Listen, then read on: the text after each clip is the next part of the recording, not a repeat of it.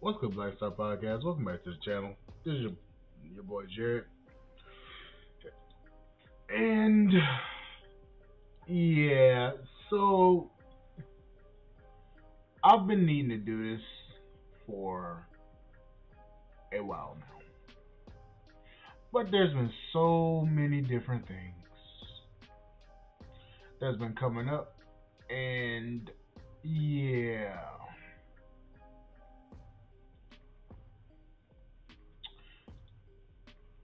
the topic of discussion today is my body, my gun. Our rights, my rights, our constitution. Now, today is going to be one of those days where I kind of go in because apparently anti gun groups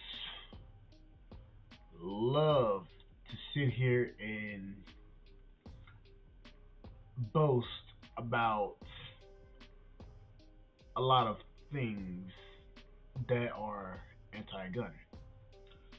They love to tell you that, oh, you don't need a gun because you have the government to protect you. They love to say that, oh, you don't deserve a gun. You don't need a gun. You have law enforcement. You don't need a gun because we are the only ones that need to have protection from external threats.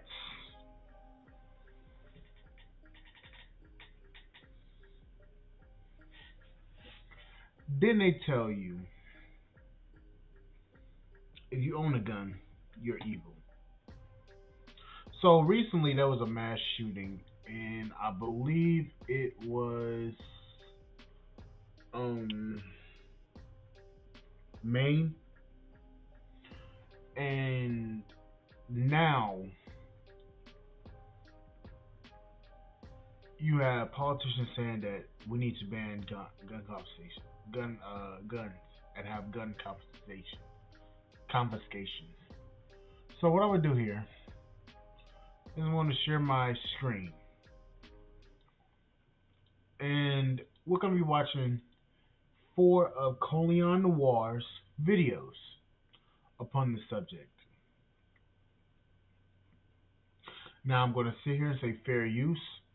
I am not going to be using Colion's videos at all in the near future, but this subject needs to be talked about in depth by a attorney and gun a 2A advocate with more experience than I do.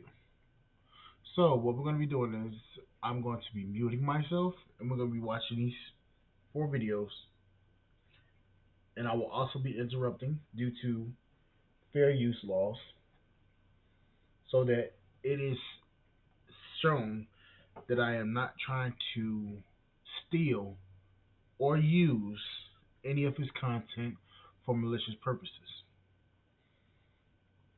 And here we go.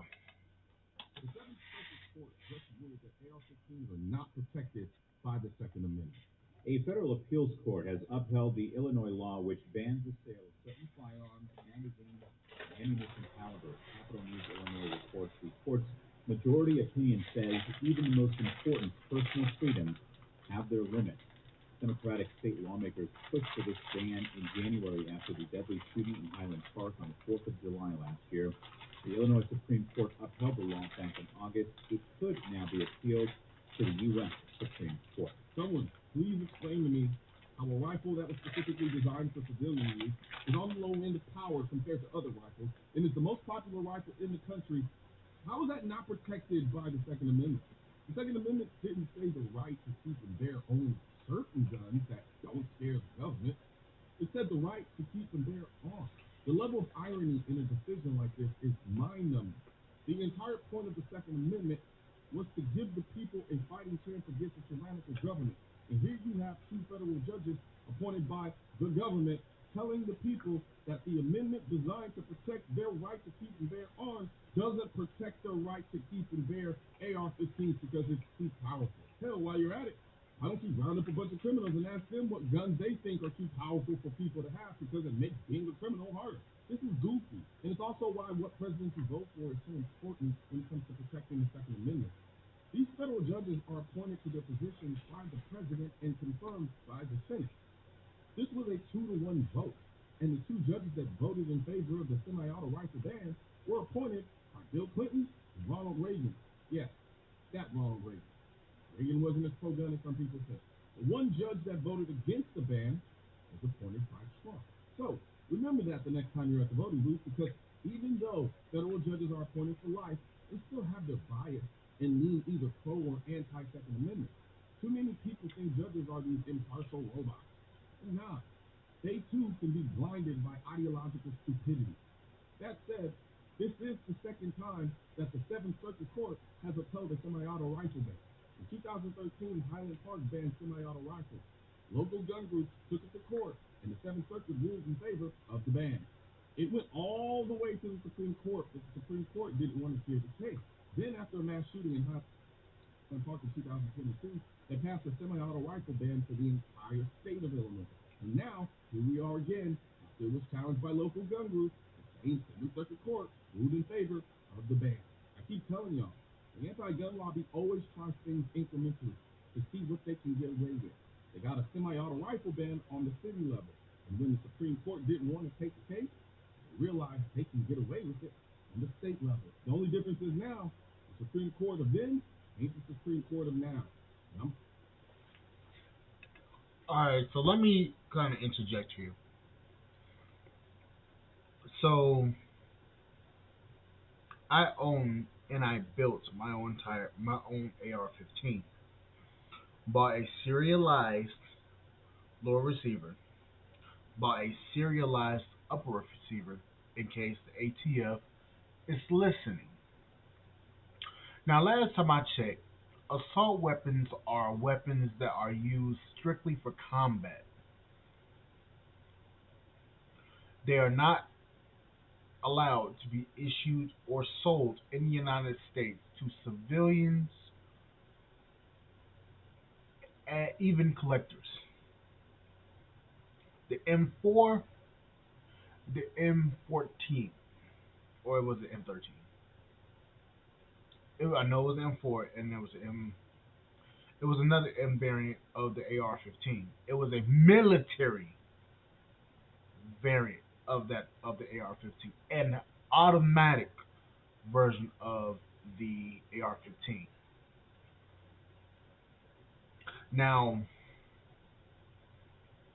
the problem is a lot of politicians love to play on the heartstrings and the ignorance of citizens who are shown terrible acts and are also coerced into believing a narrative that puts them at a disadvantage, although they do not know it's putting them at a disadvantage. Now, as Coleon stated, let me ask the criminals what guns would make it a lot harder to be a criminal so that they can ban the guns. Now, everybody understands that AR-15s are not assault weapons. They are not weapons that weigh 45 pounds that can fucking obliterate muscle and tissue to the point where you can't even recognize somebody. We all know that is fucking false. That is due to the ignorance and also the lying, manipulative nature of politicians. They love to tell you this shit to make you fearful of anything that looks quote unquote scary. I'm sitting here looking at my firearm, looking at my AR-15. It is unloaded. I have no rounds in the magazine. It still hasn't got enough to shoot me.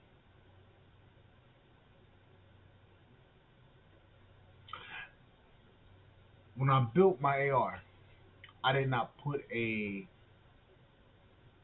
selector disconnect in it to where it's a fully automatic gun.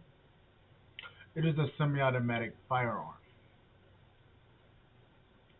If I shoot my firearm fast, it's due to the fact that my trigger finger is fast, or I'm using the bump fire method.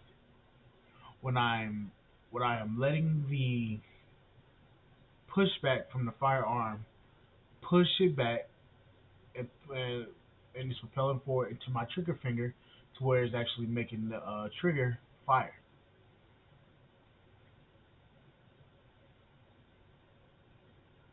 See, the thing is, a lot of people are very uneducated due to the fact that a lot of people don't look into what's actually going on.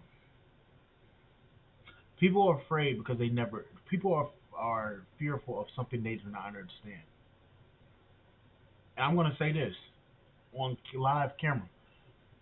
I was afraid of firearms, but I always wanted to be into firearms. I've always looked at guns, always looked at pistols, always looked at a lot of weapons. I've never fired one because my mother was very fearful of guns. Is very fearful of guns, in fact. She in fact asked me a few months back to sell my pistol and my rifle, which I am not going to do because A, I like guns, and B, I see it as an opportunity to make more money.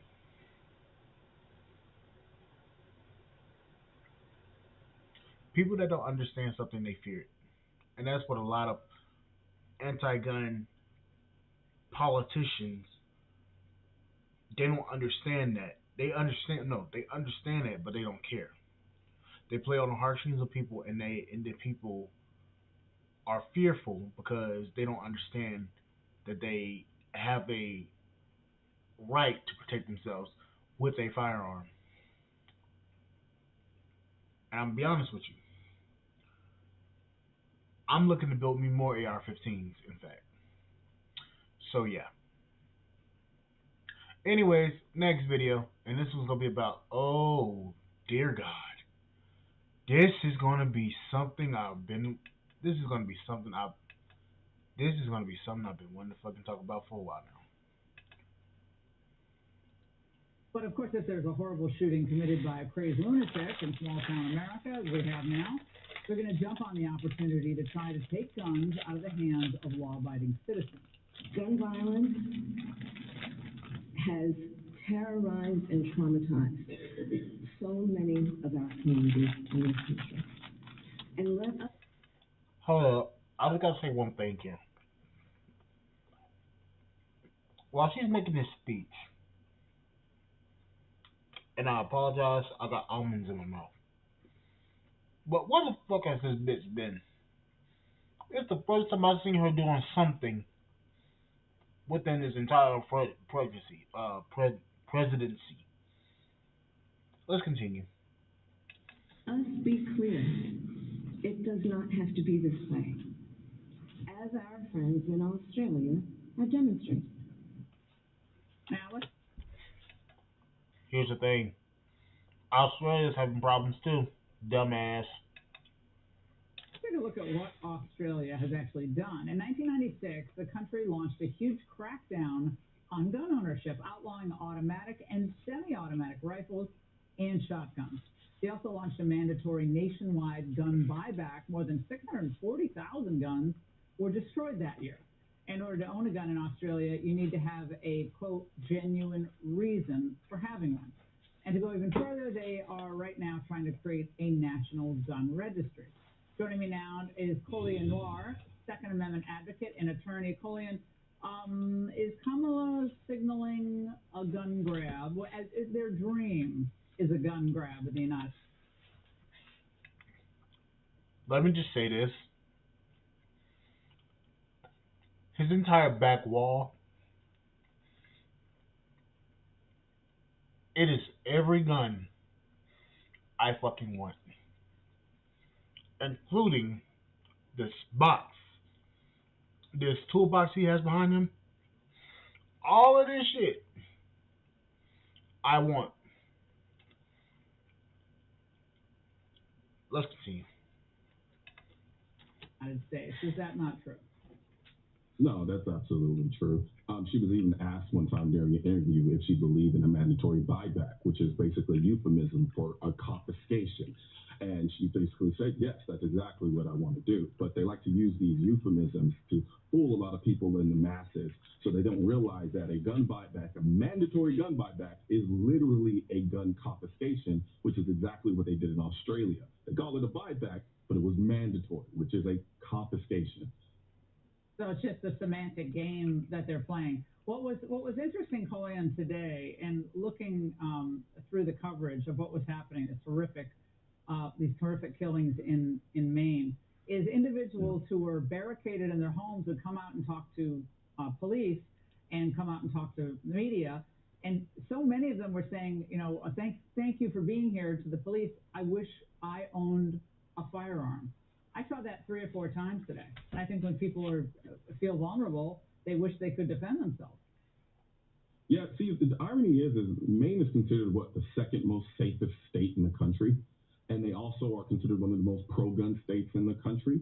The thing is, though, when you live in a very safe environment, sometimes we get lulled into complacency. And we think that we're safe because we feel safe, which doesn't necessarily mean you are safe. And then when you start to realize that, maybe I should have a firearm, it usually happens when it's too late. And so that's why you have individuals now saying, well, now there's a manhunt going on and the police don't know where he is. And now you're at home, you don't have a firearm, and you have no means to protect yourself, and neither can the police because they're too busy looking for the guy. So that's the one thing that I've always tried to hammer on people with respect to the Second Amendment. It's there to give you the ability to protect you and your family. And I just wish that people would understand that. But because of the semantics and the games that the left likes to play with respect to the Second Amendment, they fall into this belief system that nobody needs a firearm until you do. And then at that point, it's too late. Yeah, you have to go to the government to justify your exercising your inalienable rights, which is not the way the founders understood it. Colian, thank you so much. Guns aren't political. So, you heard what he said. You heard what Kamala said.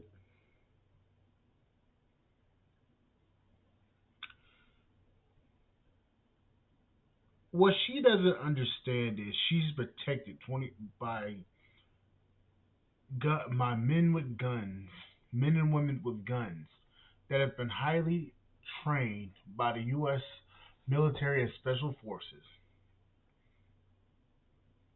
to protect them and to have situational awareness around them 24/7.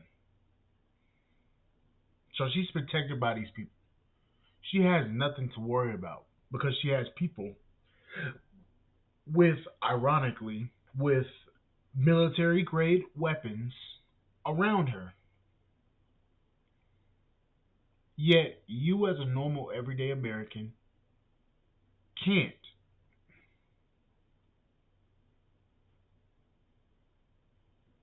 I find that very disheartening, especially by a person that is protected by people that have the very same guns that she's trying to confiscate. Kind of find that ironic. But let's continue.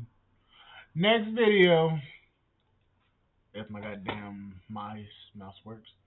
Let's next video.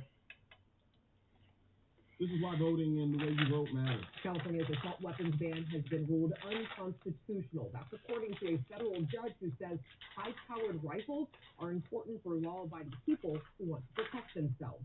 The state's effort to limit who buys them goes against the Second Amendment. California's Attorney General already said they filed an appeal to the ruling. If I was pro 2A and lived in California, I'd have a shrine in my house dedicated to Judge Roger C. Benitez. He's like the Matumbo of U.S. district judges because he's been swatting away California's wacky gun laws for years. When California wanted to ban high-capacity magazines, Judge Benitez said, no, no, no, no, no, no. When they wanted to put a background check on ammo, Judge Benitez said, no, no, no, no, no, no. And now he's saying, no, no, no, no, no. California's assault weapon ban, which he stated, impedes on residents' Second Amendment rights and has no historical precedent. And you want to know what California argued in response to this? The law aims to prevent mass shooters from gaining access to assault weapons. But from the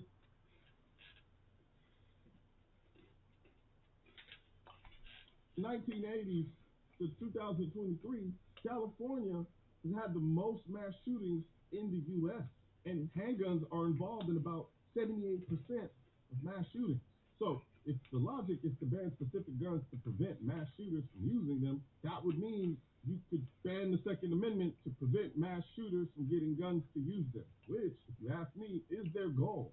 And they do it in a heartbeat. If they thought they could do it, California's assault weapon ban, which he stated, impedes on residents' Second Amendment rights and has no historical precedent.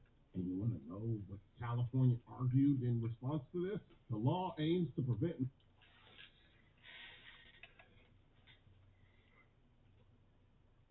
Let me say something here. Let me read this. The state argues that the law aims to prevent mass shooters from gaining access to assault weapons.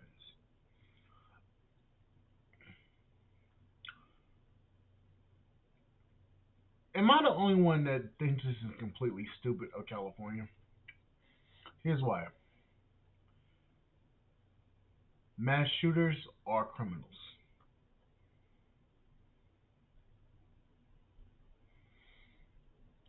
They get their guns legally or illegally in some cases.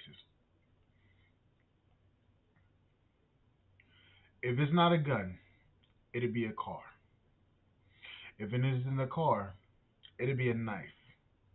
If it isn't a knife, it'd be explosives. If it is explosives, it'd be acid. And I'm gonna talk about acid that you take. I'm talking about acid that can literally melt your fucking skin off. Chemicals.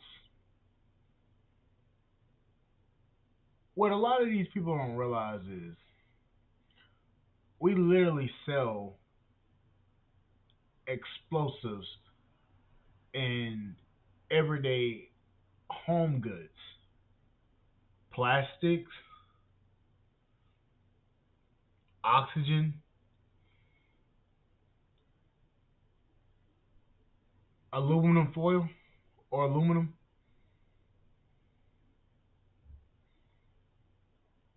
You can buy anything and make it into a weapon. You can literally forge a sword. You can forge a knife. You can forge ninja stars. And those are all weapons. So the fact that they saying that you can't get, so this law aims to prevent mass shooters from gaining access to weapons, they'll use anything as a weapon. As long as they have a means to kill, they will do it.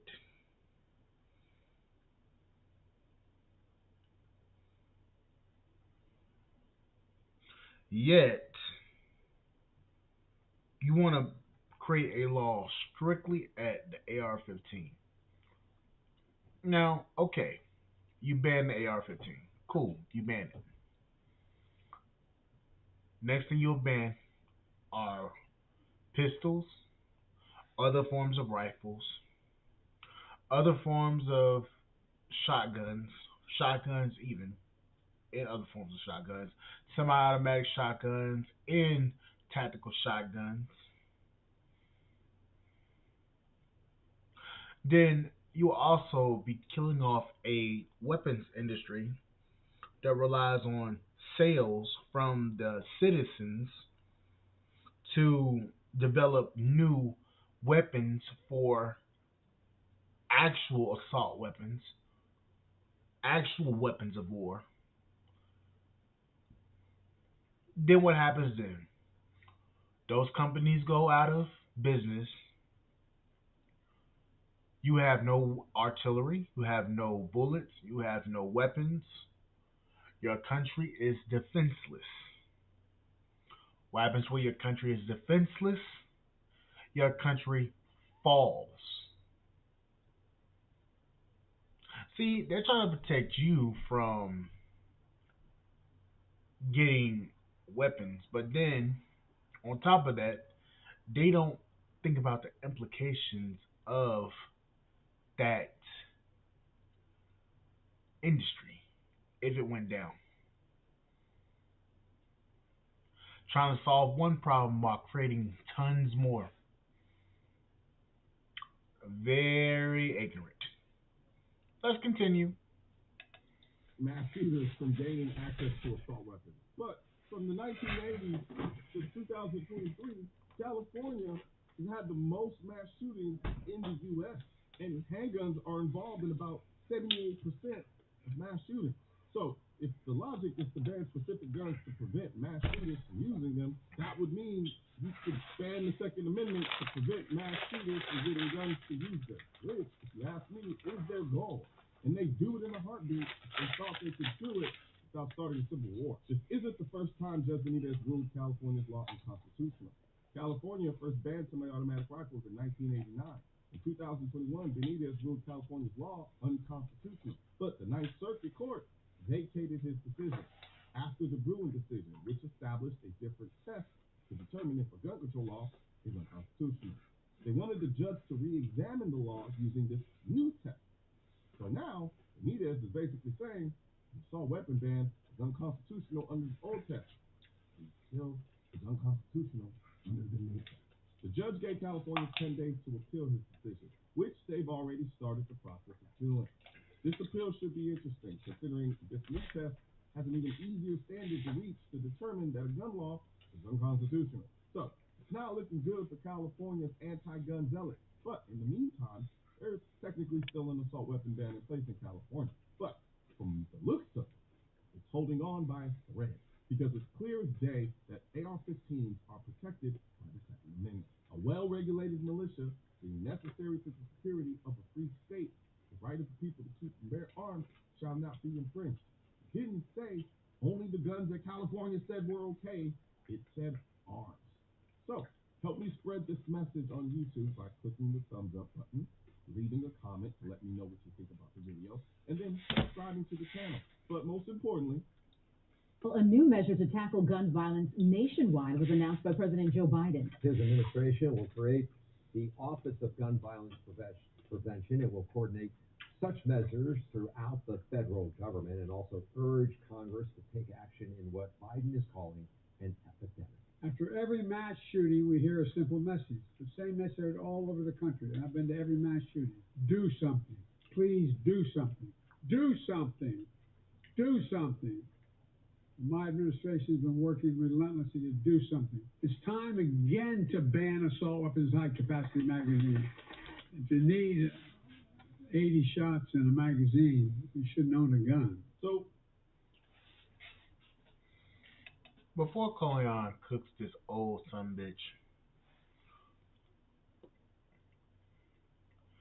Biden, you can't even talk your way out of a brown paper bag. Sir, you need to sit your old ass down. You have no idea what you're talking about. Let alone, you talk about 80 rounds in a magazine. Yes, there's some magazines that come with 80 rounds. But most magazines are going to be 30 rounds. You need 30 rounds because if you have an intruder and there's multiple of them, say for instance, you shoot, they can still keep moving. That's all I'm going to say. The rest, you can probably guess what I'm about to say. your boy Joe Biden just created the Office of Gun Violence Prevention. Except it's really an Office of Second Amendment Prevention because every single person or organization that's part of this office is anti-gun. The office will be overseen by Kamala Harris, the same Kamala Harris who admitted to wanting to confiscate guns with a mandatory buyback. And the director is Stephanie Feldman, a longtime policy advisor to Biden on gun violence prevention. i.e. gun control. And then Greg Jackson and Rob Wilcox will join the administration as deputy directors of the Office of Gun Violence Prevention. Well, Greg Jackson leads Community Justice Action Fund, which is an organization that wants to address gun violence as a public health crisis, which is the same strategy used by the governor of New Mexico to ban the right to keep and bear arms in New Mexico. Rob Wilcox was the senior director of federal government affairs at Everytown for Gun Safety, the largest anti-gun organization in the country, and was largely funded by anti-gun billionaire Mike Bloomberg. Nowhere in this office is there any person or organization that's pro-2A. So essentially, the president of the country, whose independence was established by citizens exercising their 2A rights, just created a government office to destroy it. They keep saying that gun violence is the leading cause of death in children as justification for this. But I've done multiple videos exposing how deceptive that stat is. I've also done a video proving that there is no gun violence problem in the U.S. based on the numbers. This office is nothing more than a way to give the anti-gun lobby as much power as it possibly can. Biden and the anti-gun lobby are booty buddies. So he has no problem giving an entire office in the White House to them because he hates the Second Amendment just as much as they do. If this weren't the case, this office would be a coalition of people and different organizations with different approaches to dealing with violence, not just gun violence.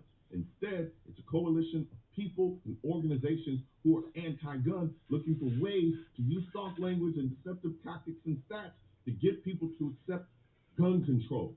I think it's safe to say, if you deal with the violence issue, the gun issue is not an issue, because a gun is not alive, it is an inanimate object.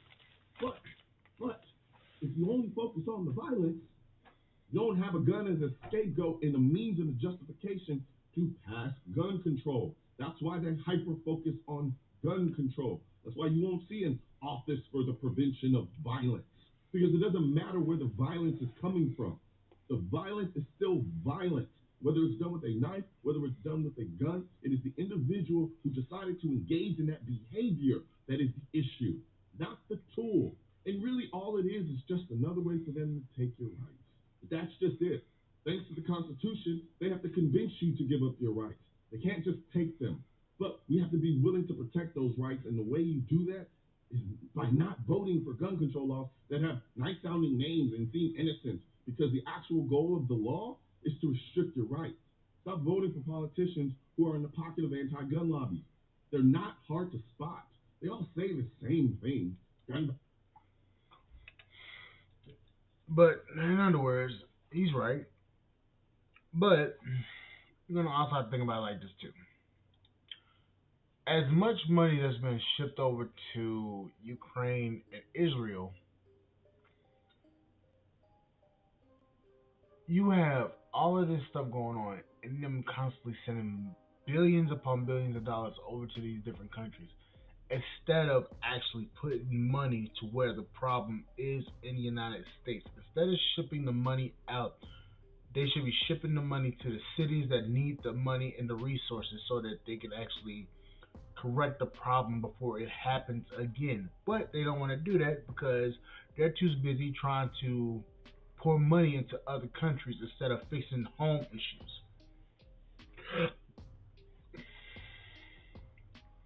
All I'm gonna say is this: with this goofy shit that's going on every fucking day, the only thing I can say is this: you are gonna have to be the one to protect yourself from all of these different threats that keep popping up. You're gonna have to take your life into your own hands, because the way that this is going, the government ain't gonna protect you. The police can't protect you because they constantly having to deal with stupid shit or putting their nose into shit that they don't need to be in. Regardless of what you guys, regardless of what you can say, your life is in your own hands, and at this point, you can't trust nobody in the government to actually make the correct decisions to actually keep you safe. But anyways, that's my little two cents on the situation. Like, share, subscribe to the channel, support the podcast on Spotify.com. I will see you guys on the flip side. You're rocking.